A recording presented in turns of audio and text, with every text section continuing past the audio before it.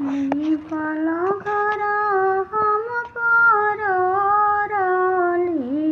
जहाँ उतरे ना बाबको खबर।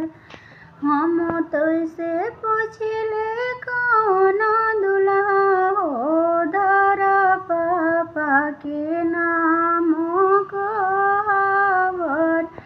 हमरो जे पापा जिमीदार आया मारनिया खबर। हम तैसे पूछले अनजाना सुबह हो धर पापा के नाम खबर। हमरो जे पापा भाड़ुआ जगली छिना